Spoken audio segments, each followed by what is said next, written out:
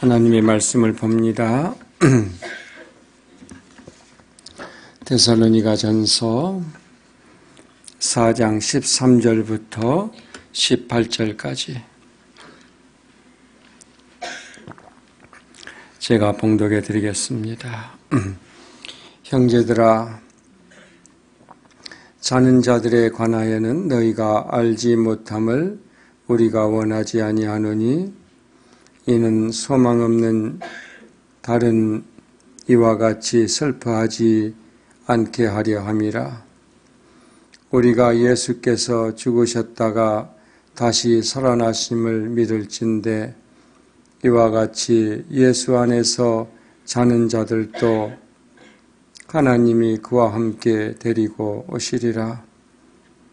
우리가 주의 말씀으로 너희에게 이것을 말하노니, 주께서 강림하실 때까지 우리 살아남아 있는 자도 자는 자보다 결코 앞서지 못하리라. 주께서 호령과 천사장의 소리와 하나님의 나팔 소리로 친히 하늘로부터 강림하시리니, 그리스도 안에서 죽은 자들이 먼저 일어나고 그 후에 우리 살아남은 자들도 그들과 함께 구름 속으로 끌어올려 공중에서 주를 영접하게 하시리니, 그리하여 우리가 항상 주와 함께 있으리라. 그러므로 이러한 말로 서로 위로하라. 이 크리스마스 시즌에 저는 오늘 주님의 재림에 대해서 말씀드리고자 합니다. 오늘은 12월 둘째 주일입니다. 이제 마지막 달력 한 장 남았습니다. 올해도 다 지나가고 있습니다. 어르신들이 세월이 참 빠르게 지나간다고 하는 말을 자주 들었는데, 이제는 제 입에서 그런 말이 나옵니다.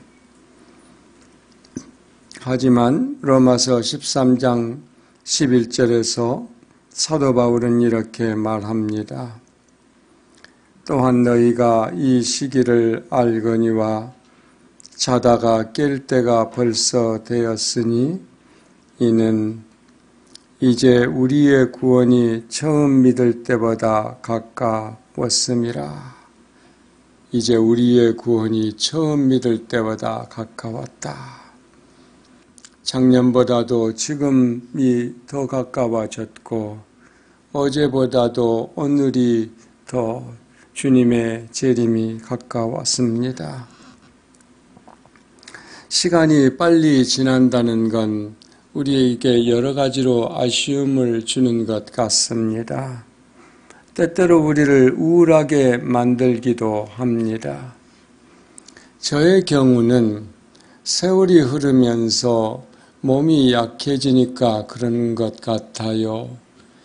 하고 싶은 일은 아직도 많이 있는데 몸은 약해지니 조금 아쉽게 느껴집니다. 저는 어린 시절 시골에서 자라서 시골 그 길을 거니는 것을 참 좋아합니다. 시간이 된다면, 형편이 된다면 제가 제 아내하고 꼭 해보고 싶은 것이 있는데요. 제주도 올레길 그리고 지리산 둘레길을 천천히 걸어보는 것입니다. 이제는 가능할 것 같지는 않지만은 그래도 꼭 한번 해봤으면 좋겠는 게 또 하나가 있는데, 스페인에 있는 800km 산티아고 순례길을 제 아내와 함께 천천히 걸어보는 것입니다. 그런데 이제는 무릎도 많이 약해져서 가능할 것 같지 않습니다. 좀 많이 좀 아쉽습니다. 또 하고 싶은 일이 이것만은 아니지만 힘이 점점 빠지고 있습니다.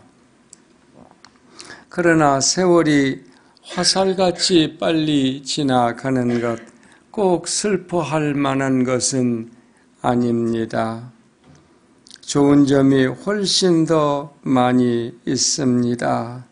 아까 우리가 읽었던 말씀, 이제 우리 구원이 처음 믿을 때보다 가까웠습니다. 날로 날로 우리 주님의 재림이 가까워지고 있습니다. 어서 세월이 흘러 우리 주님이 다시 오시면 좋겠습니다. 저는 그 최종적인 구원의 날을, 그 찬란한 소망의 날을 간절히 기다립니다. 오늘 아까 읽었던 본문은 우리 주님의 재림, 그리고 몸의 부활, 그리고 우리가 누릴 최고의 복을 장엄하게 묘사해 주고 있습니다. 저는 오늘 본문을 헬라어 원문으로 읽고 분석하고 해석하면서 참 많은 은혜를 받았습니다. 그래서 제가 받은 은혜를 여러분과 함께 이 시간 나누고 싶습니다. 첫 번째로 살펴볼 것은 주님의 재림과 몸의 부활입니다. 4장 16절 제가 다시 한번 읽어 보겠습니다.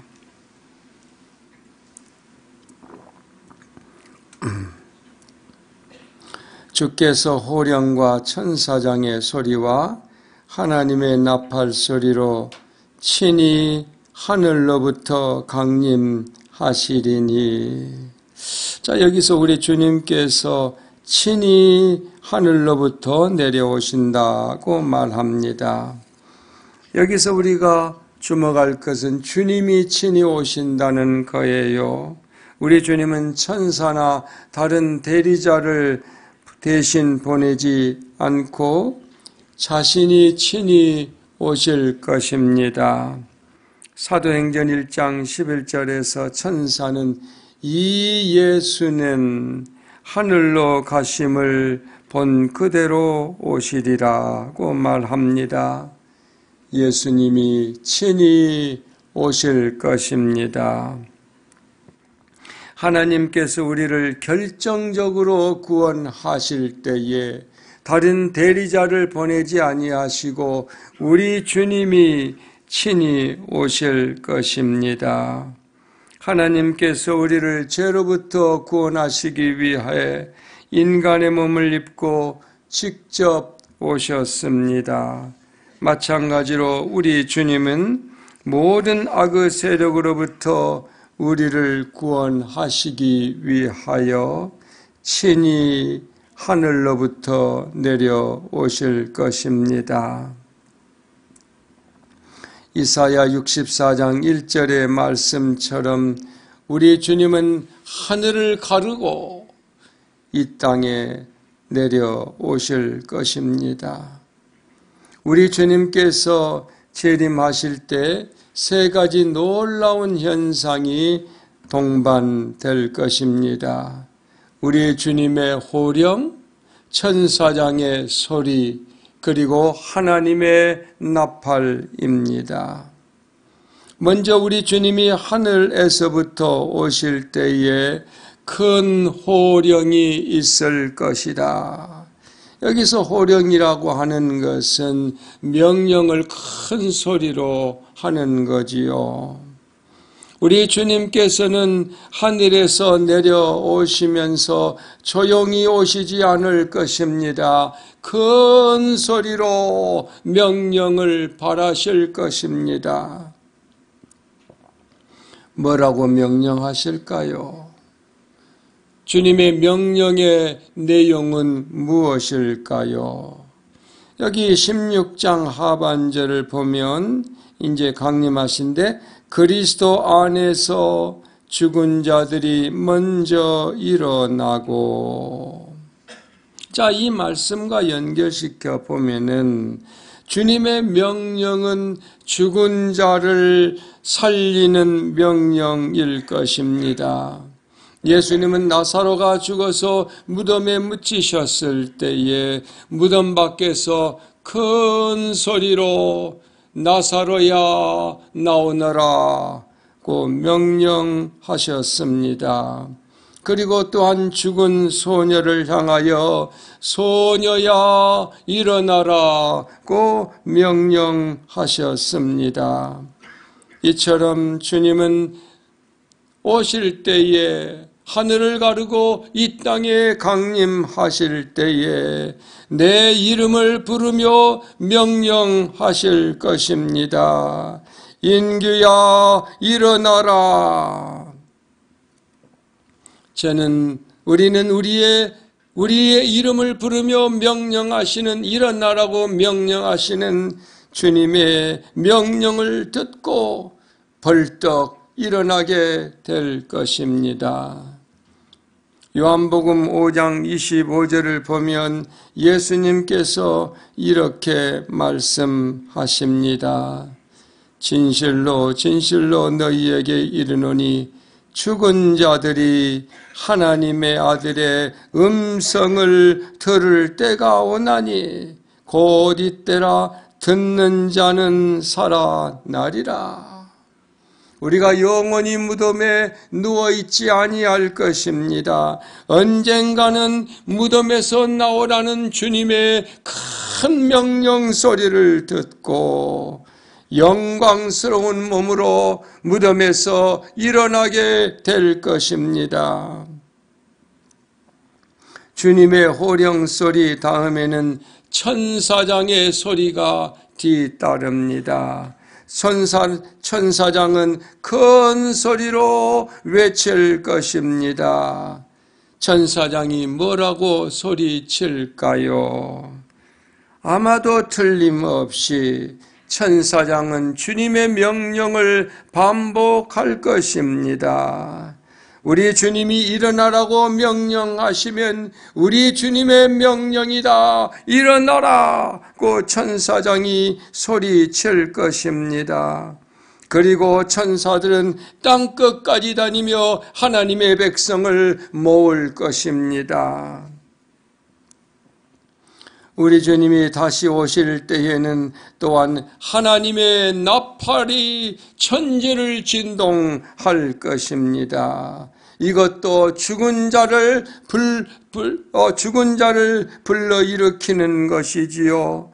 군대에서 우리가 기상나팔 소리가 울려 퍼지면 다 잠에서 깨어나는 것처럼 우리는 하나님의 나팔 소리를 듣고 죽음에서 일어나게 될 것입니다. 고린도전서 15장 51절 52절은 이렇게 말합니다. 보라, 내가 너희에게 비밀을 말하노니 다 잠잘 것이 아니요 마지막 나팔에 순식간에 호련히 다 변화하리니 나팔 소리가 나매 죽은 자들이 썩지 아니할 것으로 다시 살고 우리도 변화하리라. 또 마태복음 24장 31절도 비슷한 말을 합니다. 저가 큰 나팔 소리와 함께 천사들을 보내리니 저희가 그 택하신 자들을 하늘 이 끝에서 저 끝까지 사방에서 모으리라. 이렇게 우리 주님이 천둥과 같은 큰 목소리로 명령하시고 천사장이 주님의 명령을 반복하고 하나님의 이 나팔이 온 천지를 진동할 때에 죽은 자들이 무덤에서 벌떡 일어나게 될 것입니다. 그러나 죽은 자들이라고 해서 모두 다 일어나는 것은 아닙니다. 오직 그리스도 안에서 죽은 자들만 일어나게 될 것입니다. 데살로니가전서 4장 16절 그리스도 안에서 죽은 자들이 먼저 일어나고 이제 두 번째로 살펴볼 것은 몸의 부활 후에 있을 사건들입니다. 이제 우리 한번 17절을 보겠습니다.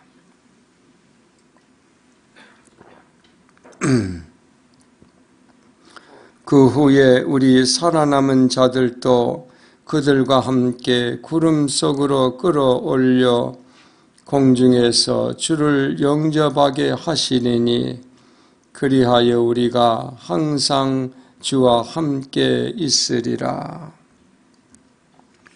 여기서 죽은 자의 부활 다음에 일어날 사건이 여기 세 가지가 간략하게 묘사되어 있는데요.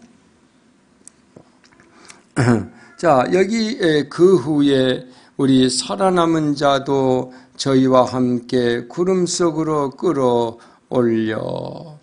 자, 우리 주님이 재림하실 때 이 두 부류의 사람들이 있을 겁니다. 한 부류는 이미 죽은 사람들, 그리고 다른 한 부류는 우리 주님의 재림 때 여전히 안 죽고 이 땅에 살아남은 자들. 자, 우리 안 죽고 이 땅에 살아남은 자들은 이 부활한 자들, 이미 죽었다가 다시 부활한 자들과 함께 구름 속으로 끌려 올라갈 것이다 라고 말합니다. 아마도 그때에 이 살아남은 자들도 구름 속으로 끌려 올라갈 때에 이 부활의 몸으로 영광스럽게 변화될 것입니다. 여기서 우리는 두 가지 표현에 주목해야 하는데요. 하나는 구름 속으로, 다른 하나는 끌려 올려진다. 자, 여기서 먼저 끌려 올려진다는 말은 헬라어로 하르파조인데요. 이 말은 아주 격렬한 행동을 묘사합니다. 여러분, TV에서 이 독수리가 이렇게 물 위를 날다가 물고기를 발견하고 아주 그냥 굉장한 속도로 이렇게 하강해서 물고기를 두 발로 탁 쳐가지고 순식간에 이렇게 날아오르는 이 모습을 본 적이 있나요? 바로 하르파조. 이 말은 그 모습을 묘사한 거예요. 잡고 힘차게 솟아 오르는 것, 끌려 올라가는 것. 고린도후서 12장 2절을 보면은 사도 바울이 셋째 하늘에 이끌려갔다라고 했는데 이때도 하르파조라는 동사가 사용되었습니다. 바울은 낚아침을 당하듯 굉장한 힘에 의해서 셋째 하늘로 끌려 올라갔습니다. 이처럼 우리도 강력한 힘에 의해서 이 하늘로 끌려 올라갈 것입니다.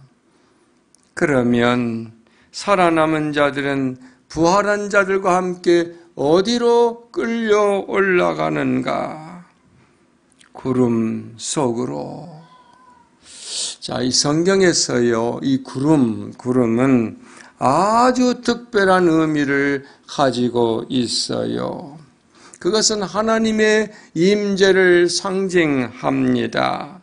출애굽기 19장 16절을 보면은 하나님께서 시내산 위에 나타나셨는데요. 그때 어마어마한 현상이 일어났어요. 제3일 아침에 우레와 번개와 빽빽한 구름이 산 위에 있고 나팔 소리가 심히 크니 진중의 모든 백성이 다 떨더라. 또 성막이 만들어져서 세워졌을 때, 성막은 뭐예요? 하나님이 임재하시는 장소이지요. 성막이 세워졌을 때도 하나님의 구름이 나타났습니다. 출애굽기 40장 34절을 보면 그 후에 구름이 해막에 덮이고 여호와의 영광이 성막에 충만하였다. 그리고 솔로몬의 성전이 완공되었을 때에도 하나님의 영광의 구름이 성전에 가득 찼습니다. 우리 하나님의 임재를 상징하지요.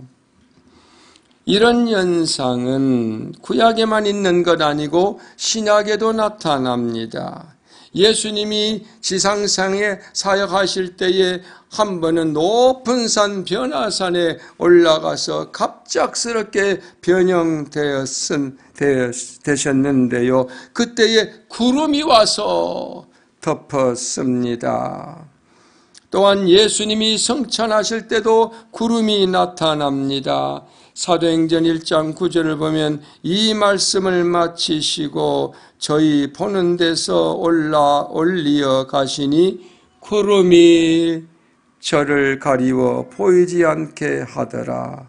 또 우리 주님이 다시 오실 때에도 구름을 타고 오신다고 했습니다. 마태복음 24장 30절 인자가 구름을 타고 큰 능력과 큰 영광으로 오는 것을 보리라. 이처럼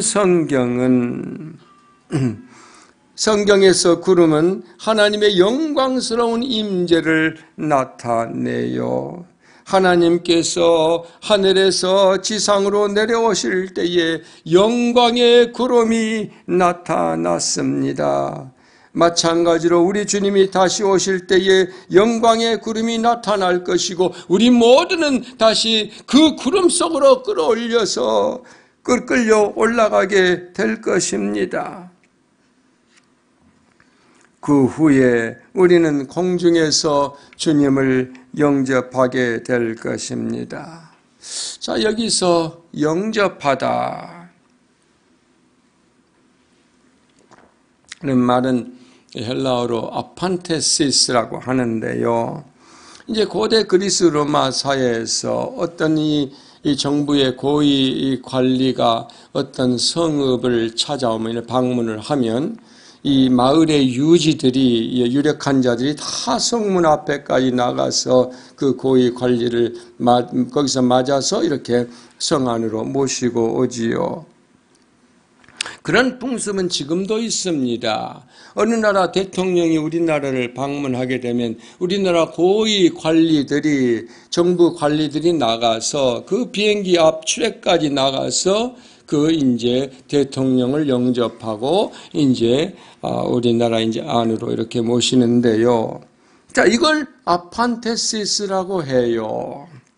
자, 우리 주님이 다시 오실 때 우리는 그냥 여기 앉아서 주님을 기다리지 않습니다. 우리 주님이 다시 오실 때 우리 모두가 나가서 맞이할 터인데 우리는 하늘로 끌려 올라가서 공중에서 주님을 영접하고 우리 주님은 성도들의 영접을 받고 이 땅에 영광스럽게 임하게 될 것입니다.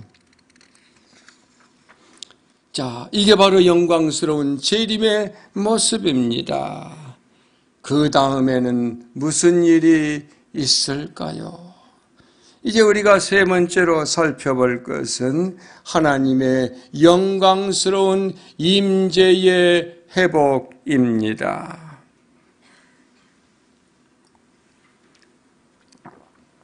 주님이 이 땅에 다시 오신다. 우리는 항상 주님과 함께 있을 것입니다.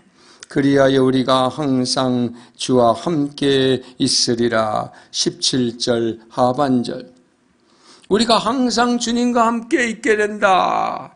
이것은 모든 복의 절정이에요. 우리 주님과 우리 믿는 자들이 하나가 되는 것은 구원 역사의 절정입니다. 우리 주님은 우리의 생명이시요, 우리의 사랑이시요, 우리의 기쁨이시요, 우리의 소망 되십니다. 그런 주님이 이제 영원히 우리와 함께 하실 것입니다. 이 일이 이루어지면 우리는 더 이상 바랄 것이 없을 것입니다. 모든 것이 다 이루어지는 것입니다. 우리 주님께서 우리와 영원토록 함께 계시는 것, 그것이 바로 행복 그 자체입니다. 요한계시록 21장을 보면 거룩한 성 새 예루살렘이 하늘에서부터 땅으로 내려오는데요. 하나님은 이제 그렇게 내려와서 이제 자기 자녀들과 함께 거하실 것입니다. 그리고 모든 눈물을 그 눈에서 닦아주시니 다시는 사망이 없고 애통하는 것이나 곡하는 것이나 아픈 것이 다시 있지 아니할 것입니다. 하나님 우리 아버지가 눈물을 닦아주는 모습은 마치 부모가 울고 있는 어린아이의 눈물을 닦아주는 그런 모습을 연상시키지요. 우리는 어린아이가 부모님 품에 안기듯 우리 하나님의 품에 안기게 될 것입니다. 우리 인류의 조상 아담이 하나님처럼 되고자, 하나님 없이 살고자 금지된 선악과를 따먹고 에덴 동산에서 추방당했습니다. 하나님의 임재를 상실한 거예요. 하나님 없이 되어버린 거예요. 하나님 없이, 하나님이 없는 상태 속에서 이제 살게 된 것입니다. 바로 이것이 모든 비극의 시작이에요. 하나님이 없는 자리에 악이 홍수처럼 밀고 들어왔습니다. 인간을 노예로 삼고 무자비하게 지배하게 되었습니다. 하나님이 없는 세상은 탐욕과 이기주의, 자기중심주의, 힘의 지배, 갈등, 대결, 폭력이 난무하는 세상이 되어버리고 말았어요. 갈수록 심해지고 있습니다. 만왕의 왕이시오 만주해 주시고 이 온 땅을 아름답게 창조하신 우리 하나님은 자기가 만든 이 세상, 자기가 그토록 사랑하는 우리 인간들이, 인간 세상이 이렇게 망가지는 모습을 그냥 두고 볼 수만은 없습니다. 우리 주님이 다시 오셔야만 합니다. 모든 것을 다시 회복하셔야만 합니다. 최종적으로 악을 정복하고 모든 악의 세력을 이 땅에서, 이 하나님의 창조 세계에서 완전히 제거하셔야만 합니다. 그러면 이 세상은 다시 주님의 나라가 될 것입니다. 하나님의 임재가 온전히 회복될 것입니다. 온 세상은 하나님의 성소와 지성소가 될 것입니다. 온 세상은 하나님의 임재로 가득 차게 될 것입니다. 계시록 21장 22, 23절을 보면요, 성 안에서 이 하늘에서 땅으로 내려온 거룩한 성 새 예루살렘에서 내가 성전을 보지 못하였으니, 이제는 더 이상 성전이 없어요. 이는 주 하나님 곧 전능하신 이와 어린 양이 그 성전이심이라.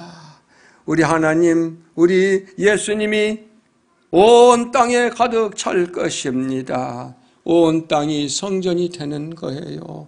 온 땅이 하나님의 거룩한 지성소가 될 것입니다. 그 성은 해와 달의 비침이 쓸데없으니 이는 하나님의 영광이 비치고 어린 양이 그 등불이 될 것입니다. 하나님의 임재가 충만한 곳에 하나님의 생명이 충만하게 될 것입니다. 계시록 22장을 보면 수정같이 맑은 생명수의 강이 등장해요. 수정같이 맑은 생명수의 그 강가, 그 양 주변에는 생명나무가 가득 서 있고 달마다 12가지 생명나무 열매가 맺습니다. 생명나무 열매는 만국을 치료할 것입니다. 이것은 영광스러운 에덴 동산의 회복이에요. 이제 온 땅은 에덴 동산처럼 회복될 것입니다. 창세기를 보면 그때는 이 땅의 어느 한 부분이 에덴 동산이었어요. 인간이 이제 점점 이 땅을 개척하고 해서 전체를 이제 에덴 동산으로 만들어야 되는 그런 사명이 부여됐는데 인간이 하나님 없이 살기로 했어요. 인간이 저주를 받았습니다. 땅이 저주를 받았습니다. 그러나 이제 우리 주님이 다시 오셔서 온 땅이 에덴 동산처럼 회복이 될 것입니다. 황량한 사막에 강이 흐르고 사막은 꽃으로 가득 덮일 것입니다.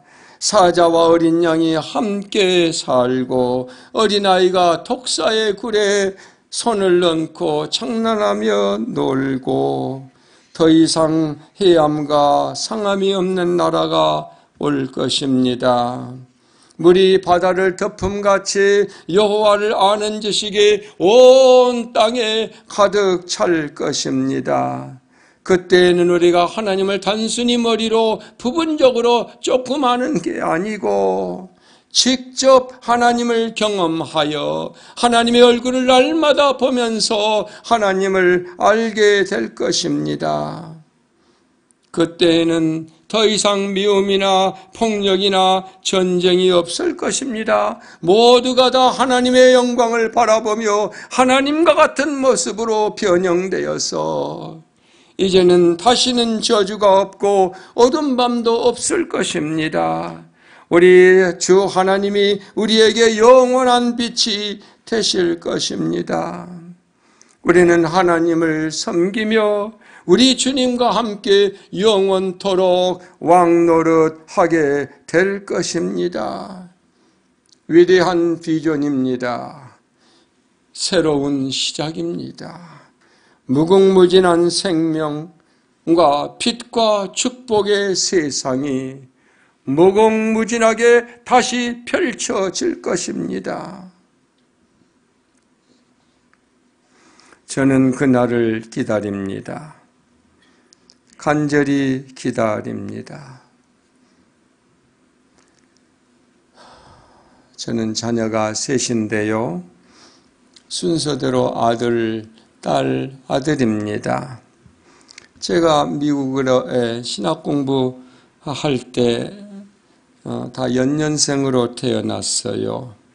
신학 공부를 마치고 제가 고국에 돌아왔을 때는 우리 아이들이 초등학교 4, 5, 6학년이었습니다. 그때 우리가 가진 것이 아무것도 없고 학교에서 월급 받는 것 겨우겨우 생활할 정도였습니다. 세월이 빨리 흘러 우리 아이들이 이제 다 대학교를 가야 하는 상황이었는데 우리 애들 학비를 마련할 길이 없어서 우리 애들이 전부 미국 군대 차원에서 갔습니다. 우리 딸까지 군대 갔는데요. 고등학교만 마치고 우리 애들이 다 집을 나갔습니다. 자녀들이 하나, 둘, 셋 이렇게 이제 집을 나가는데요. 저와 제 아내는 우리 집이 어느 날 텅 빈 것처럼 느껴졌어요. 너무나 허전하고 슬펐습니다. 특별히 막내가 집을 나갈 때 제 아내와 이제 같이 인천공항에 우리 막내를 데려다 주고 집에 돌아와서 둘이 방 안에서 한참을 울었습니다. 이렇게 우리 인생이 끝나가는 건가 그런 느낌이 있었습니다. 그 후 우리는 우리 자녀들과 행복하게 보냈던 그 과거, 그것을 늘 그리워하며 여러 해를 살았습니다. 하지만 그렇게 계속 살아갈 수는 없었지요. 저는 미래에 대해 관심을 갖고 연구하기 시작했습니다. 죽으면 어떻게 되지? 이 세상의 끝이 오면 어떻게 되지? 우리 주님이 재림하시면 어떤 미래가 펼쳐지지? 저는 궁금했습니다. 공부하면서 우리 믿는 자들에게는 영광스러운 미래가 있다는 것을 깨닫게 되었습니다. 그전에도 좀 알았지만은 공부해 보니까 더욱더 선명하게 알게 되었습니다. 이제 우리는 더 이상 과거의 행복만을 그리워하며 살지 않습니다. 과거의 행복보다도 압도적으로 영광스러운 미래를 바라보며 삽니다. 어서 우리 주님이 다시 오시면 좋겠습니다. 미래의 찬란한 영광이 어서 빨리 펼쳐지면 좋겠습니다. 더 이상 이 악의 이야기, 악의 소리, 악을 눈으로 보는 이것이 더 이상 없었으면 좋겠어요. 저는 그날을 기다립니다. 간절히 기다립니다.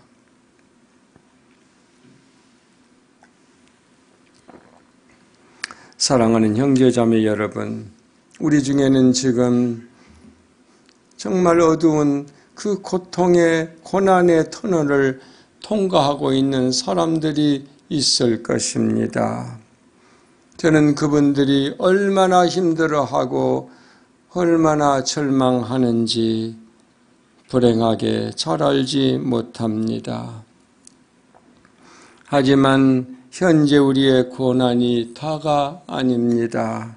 압도적으로 영광스러운 미래가 날로 가깝게 다가오고 있습니다. 그날을 바라보며 삽시다. 또 우리 중에는 이 세상이 주는 어떤 즐거움에 빠져 있는 분들이 있을지도 모르겠습니다. 우리 주님이 가능하면 천천히 오시면 좋겠다. 내가 지금 누리고 있는 이 즐거움 다 누리고 나면 우리 주님이 그때 오시면 좋겠다. 이렇게 생각하는 분들이 혹시라도 있을지 모르겠습니다. 하지만 이 세상의 즐거움은 미래의 영광과 비교가 되지 않습니다. 이 세상 것에 너무 마음 뺏기지 마십시오.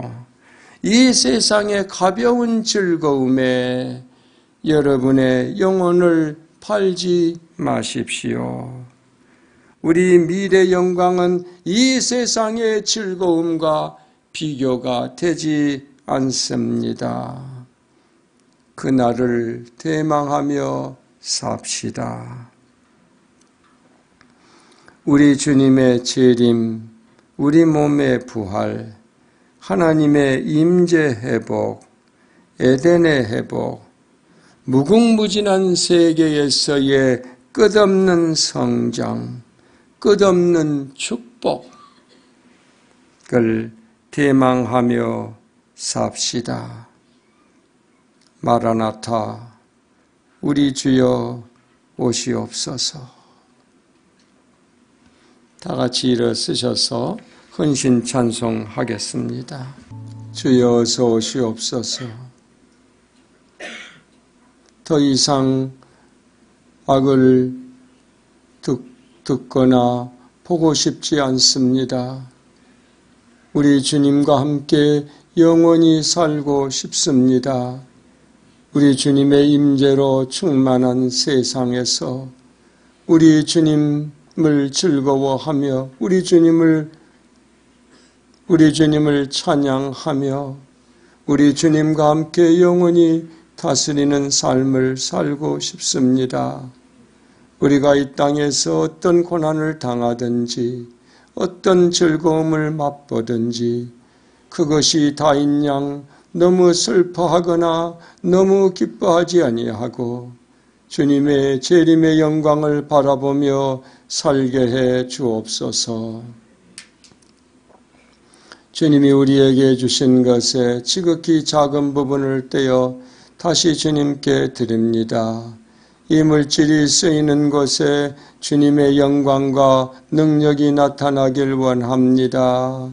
상처받은 자들이 치유받고 관계 때문에 고통당하는 사람들이 회복되고 또 이 세상에 중독되어 노예로 사로잡힌 자들이 해방되고 죽은 자들이 다시 일어나며 새로운 창조의 능력이 이 충만한 역사가 있게 해 주옵소서. 주님께 더 드리고 싶으나 드리지 못한 많은 형제 자매들을 불쌍히 여기시고 필요한 것을 넉넉하게 채워주시며 주님께 더 많이 감사하고 주님께 더 많이 드리며 사는 우리가 되게 해 주옵소서. 우리 주 예수 그리스도의 은혜와 우리 아버지 하나님의 극진하신 사랑과 성령의 교통 충만하심이 이 세상의 고난과 즐거움 속에서도 너무 슬퍼하거나 너무 기뻐하지 아니하고 이 세상이 다인 양 그렇게 살지 아니하고 영광스러운 주님의 재림을 대망하면서 날마다 간절히 기다리면서 살아가길 소원하는 여기에 모인 형제 자매들과 자매들에게 영원히 함께 하시길 간절히 축원합니다. 아멘.